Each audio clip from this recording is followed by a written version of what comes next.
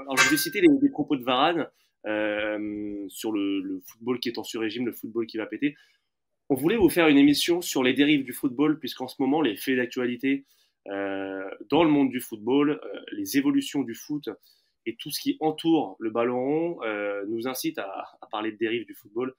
Et elles sont de plus en plus nombreuses, hein, que ce soit la santé mentale des joueurs, la gestion de l'ordre des entourages, la gestion de l'argent dans le football au plus jeune âge, les problèmes dès la formation et les faits d'actualité, on l'a vu encore cette semaine, nous donnent raison quelque part et justifient un peu cette émission et le fait qu'on veuille vous parler de tous ces sujets.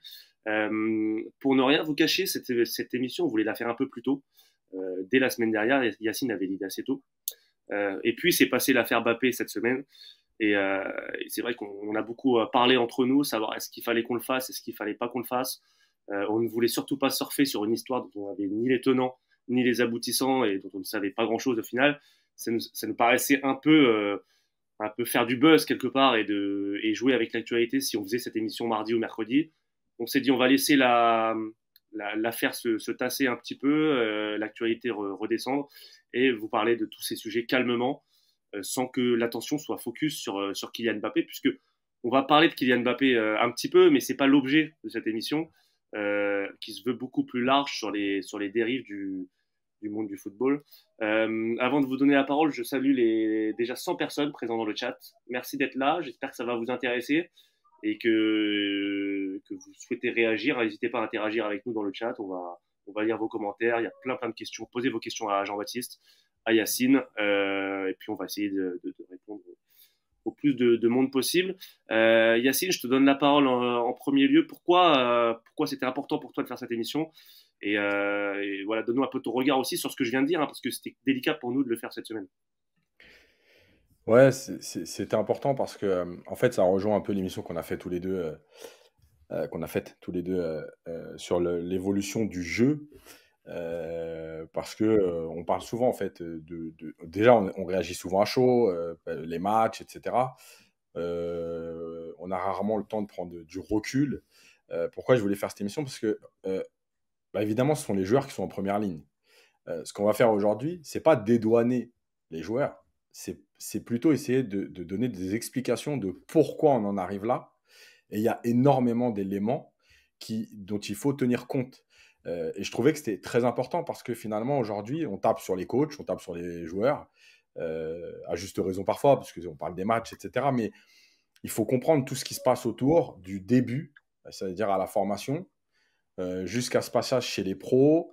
C'est que les réseaux sociaux, la médiatisation, l'environnement, la notoriété, enfin bref, tout ce qui engendre ça. Et finalement, pour finir là-dessus, pour résumer, on a l'impression toujours que le joueur est coupable, mais le joueur n'est pas le seul coupable. Moi, je dis toujours, de toute façon, dans toutes les histoires, il n'y a jamais qu'un coupable.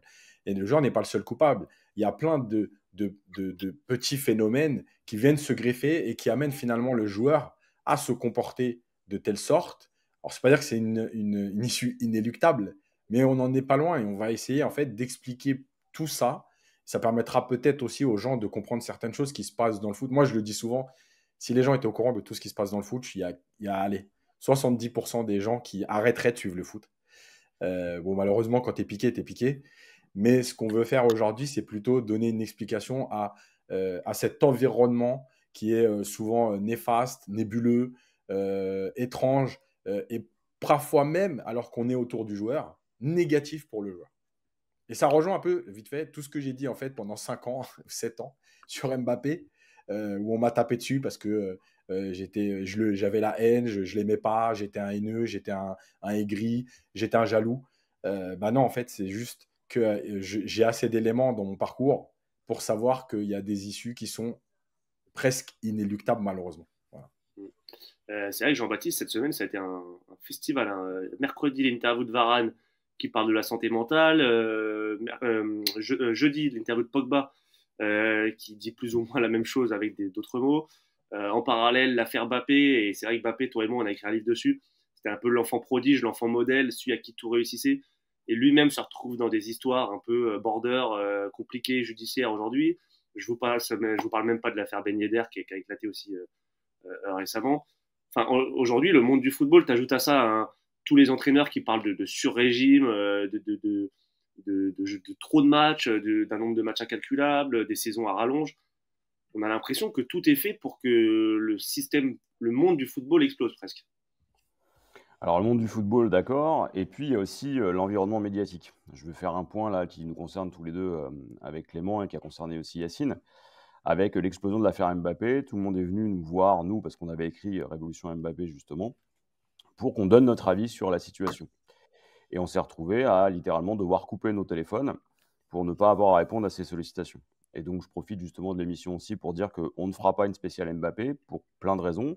Et je vais simplement sortir 3. On est face à une enquête judiciaire en cours. Et donc, on ne commande pas une affaire judiciaire en cours. La deuxième, on est dans le cas d'une potentielle agression, puisque c'est la plainte qui a été déposée devant la justice suédoise de violence sexuelle. Donc, viol avec agression. Donc, par respect pour la victime et par respect aussi de la présomption d'innocence, on ne prendra fait et cause pour aucun des deux acteurs et on ne parlera pas d'Mbappé, même si on a écrit plus de 200 pages sur lui et qu'on connaît bien l'écosystème.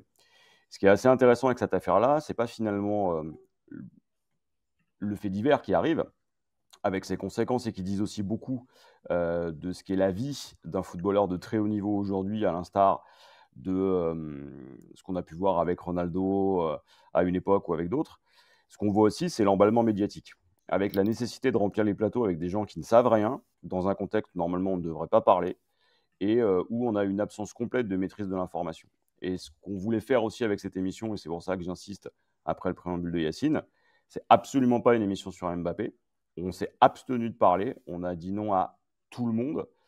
Et c'est dans ce cadre-là, justement, qu'on prend la parole avec Yacine et avec Clément, et donc avec toute la team derrière, pour justement élargir le spectre. Et ceux qui attendent une spéciale Mbappé, on cache rien, on n'a rien à cacher parce que c'est pas le sujet. On va justement parler de ce football dans lequel on est entré et qu'on regarde, nous, se déliter depuis un bout de temps sur un modèle qui est pire encore que ce qu'on voit dans le sport américain. Et c'est sur ça qu'on voulait commencer. Voilà. Merci JB pour ce point très utile. Je partage complètement tout ce que tu as dit.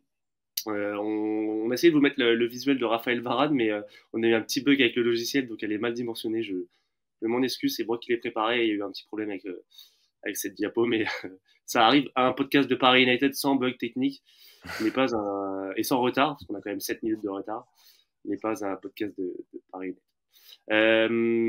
Effectivement, JB, je me permets d'ajouter et d'approuver tout ce que tu viens de dire, et ça ne nous empêchera pas de parler d'Mbappé sportivement, hein, évidemment, à l'avenir, mais sur ces sujets-là, on a souhaité ne répondre à personne pour les raisons que tu as évoquées. Pendant qu'Yacine est en train de manipuler la photo de Raphaël Varane, je vais quand même te lancer, Yass, sur quelque part le début de toute cette histoire des dérives du foot. J'en profite pour conseiller ton livre, Les hors-jeux du foot français aux éditions Talent, qui évoque un peu tous ces sujets. Ça part de la jeunesse, ça part du plus jeune âge. Et je suis très content d'être avec tous les deux aujourd'hui parce que j'ai un enseignant et un éducateur et on va pouvoir en parler longuement. Aujourd'hui, les mots MAUX du foot français, mais du foot en général, ça démarre dès le plus jeune âge et Yacine, toi, tu es bien placé pour en parler. Ouais, parce que ça va tout de suite joindre deux choses. Il y a l'environnement de la formation en tant que tel, c'est-à-dire les joueurs dans les centres de formation, et il y a tout de suite l'entourage qui apparaît. La formation, pourquoi? Parce que finalement, qu'est-ce qu'on fait avec ces jeunes? On prend des jeunes allez, on va dire à partir de 13 ans, pour ceux qui sont un peu en préfaux, qui rentrent dans les centres de préfaux et qui sont déjà donc en internat.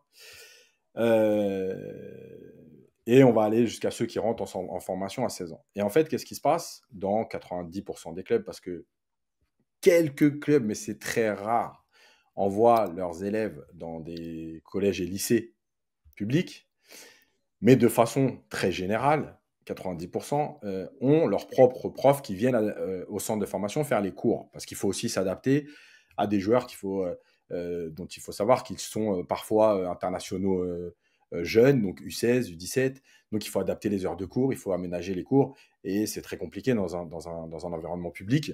Donc les profs viennent directement au centre de formation. Ce qui veut dire que ces jeunes sont très vite que entre eux, entre footballeurs, entre footeux, entre garçons. Ça me permet de faire une parenthèse. À Clairefontaine, il y a eu pendant une grande période les filles qui étaient à Clairefontaine.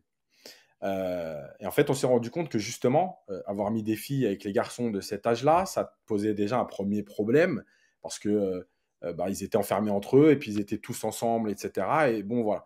Et finalement, les filles, on les a déplacées à l'INSEP. Pourquoi? Parce que l'INSEP, il y a deux éléments. Un, c'est ouvert. Et deux, on mélange tous les sports. Et c'est aussi une donnée qui est très importante parce que chaque sport a un peu ses spécificités.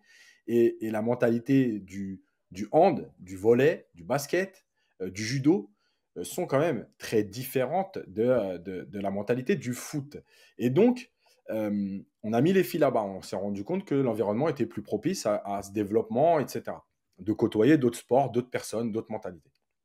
Et puis, on revient donc à la formation. Donc, ces jeunes sont entre eux tout le temps. Ils vont jouer le week-end, ils rentrent dans leur famille quelques jours à chaque vacances. Par exemple, quand il y a 15 jours de vacances, ils rentrent 4-5 jours. Pour les jeunes, je parle.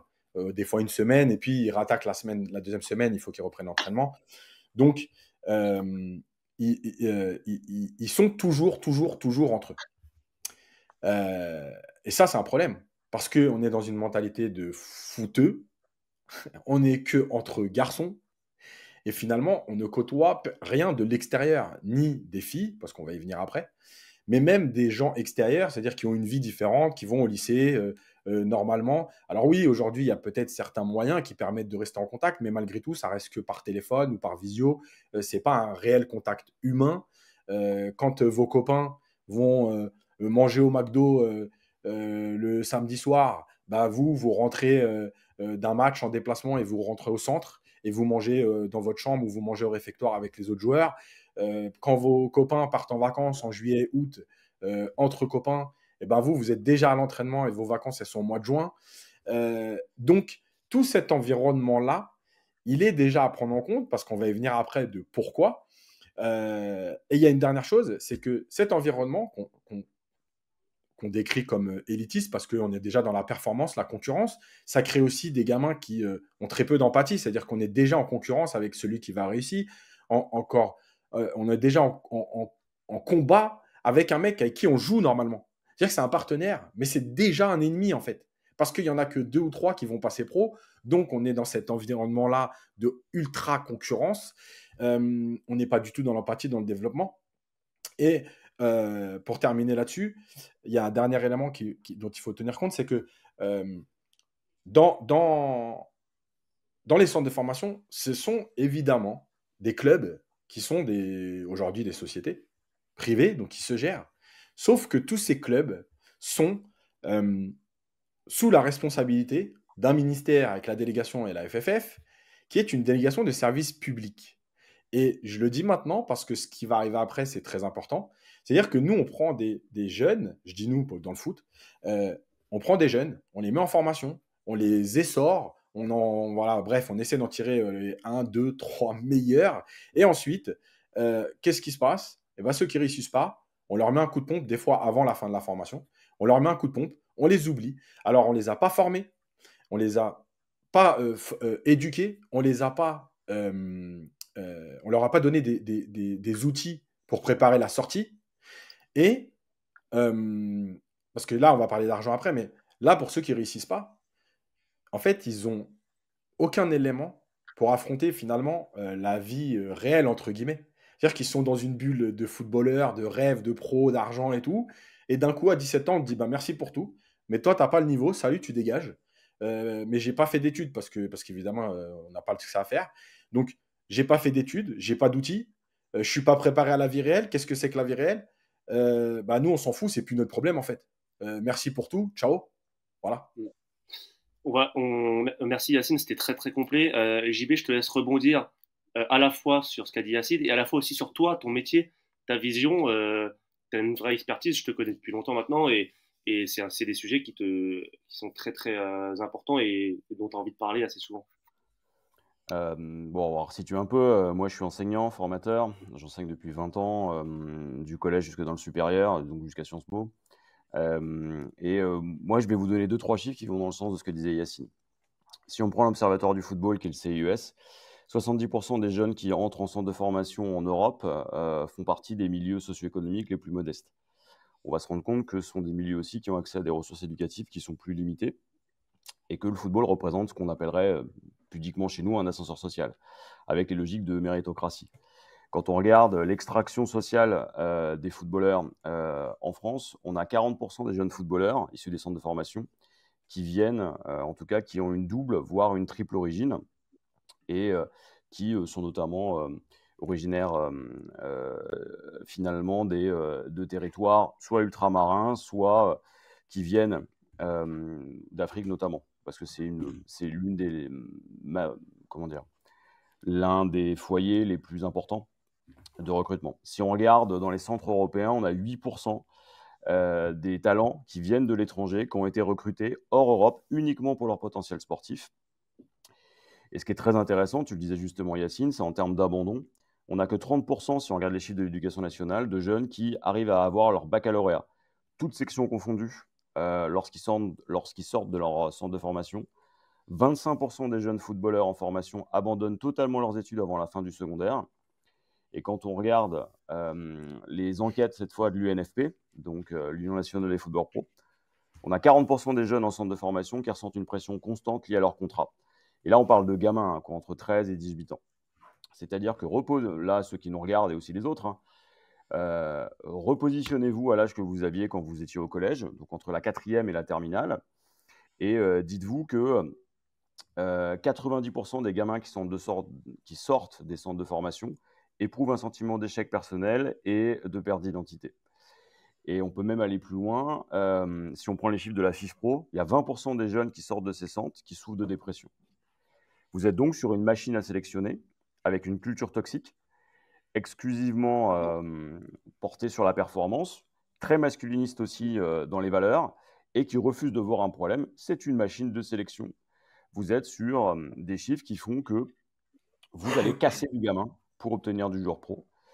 Et c'est quelque chose qui est intégré. Maintenant, repositionnez-vous tous dans cette logique-là et vous comprenez pourquoi aujourd'hui les centres de formation, certes, délivrent de la performance et des joueurs d'exception, mais au profit d'une casse sociale absolument considérable. J'en profite pour Clément, saluer tout. Ouais. excuse-moi, parce qu'il faut que je réponde à Redus07 qui dit comment ça on ne les éduque pas. Il dit plusieurs choses. Il dit on leur donne pas d'éducation alors qu'ils ont des profs à leurs soins pour leur permettre de passer leur bac. Je vais répondre à deux choses en même temps. Comment ça on ne les éduque pas? Les jeunes joueurs passent leur bac comme Zahir Emery, les études jusqu'au bac, les clubs leur donnent les moyens. Alors, évidemment, c'est toujours facile, c'est comme avec les stats, on en fait ce qu'on veut. Prendre l'exemple de Zahir Emery, mais malheureusement, c'est pas la moyenne. Moi, je vais vous expliquer comment ça se passe dans les centres, et ceux qui vous diront le contraire sont des menteurs, et je vous le dis tout de suite. Oui, ils ont des profs à leur disposition.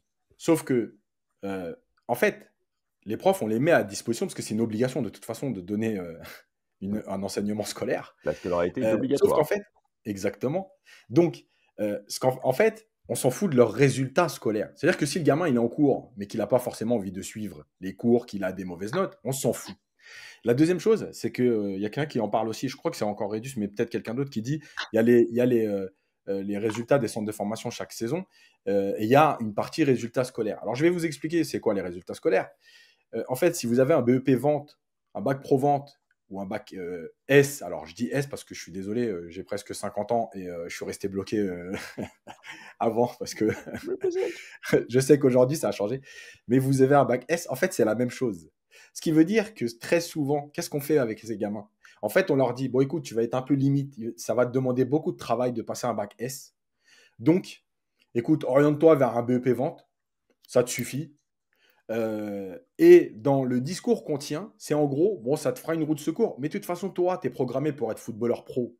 Quand vous rentrez dans la tête à un gamin que, quoi qu'il arrive, il y a 9 chances sur 10 qu'il soit footballeur pro, pourquoi il va aller se taper à faire des études alors qu'on est en train de lui expliquer qu'il va être footballeur pro?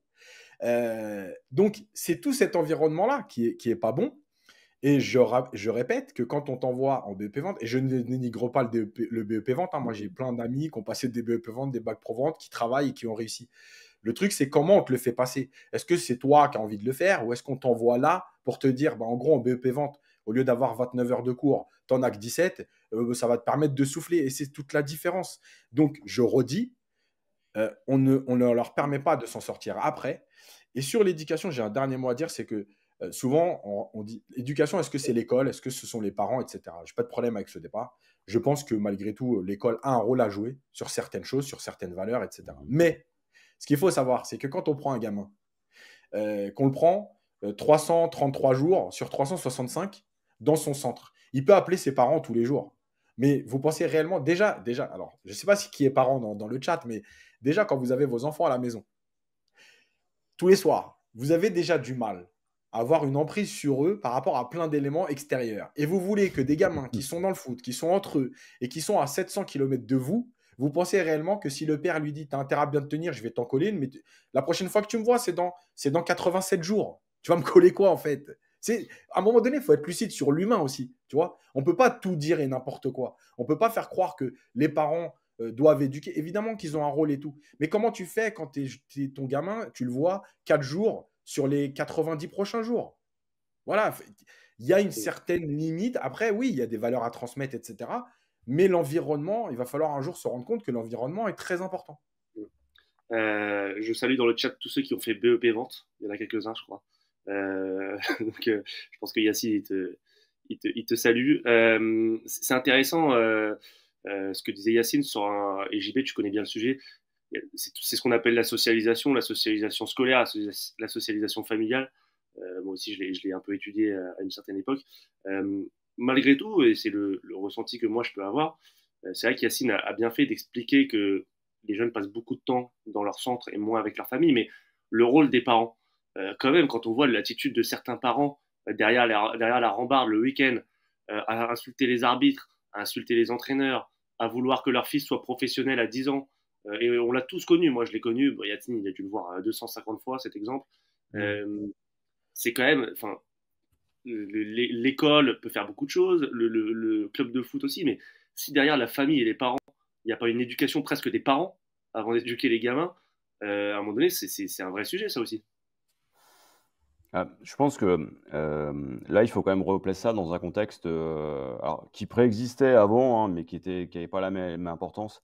Depuis l'émergence de la génération Mbappé et l'explosion des salaires des footballeurs, donc au détour des années 90 et avec Mbappé, ça a vraiment explosé, hein. Donc la décennie 2010, c'est vraiment une décennie de rupture. On se rend compte d'une chose, c'est qu'il y a de plus en plus de projets Mbappé, hein, comme on a tendance à le dire, avec beaucoup d'enfants qui doivent servir d'exutoire à des parents qui espèrent un changement de vie. Et puis ce mythe de je deviens un footballeur professionnel, regardez, c'est facile, si je prends mon gosse dès 8 ans, j'en fais un sportif pro. Il faut savoir que la socialisation, et notamment le sportif, s'inscrit dans un cadre qu'on avait, nous, étudié dans le cas d'Mbappé, mais aussi dans d'autres. C'est-à-dire que souvent, vous êtes un héritier dans une certaine mesure, vous avez déjà un, voire deux parents sportifs professionnels. Vous êtes rarement issus des milieux les plus modestes. Ceux qui réussissent sont issus des classes moyennes. Ils ont une stabilité affective, une stabilité psychologique. Ils sont suivis en cas de problème. Ils ont un suivi médical.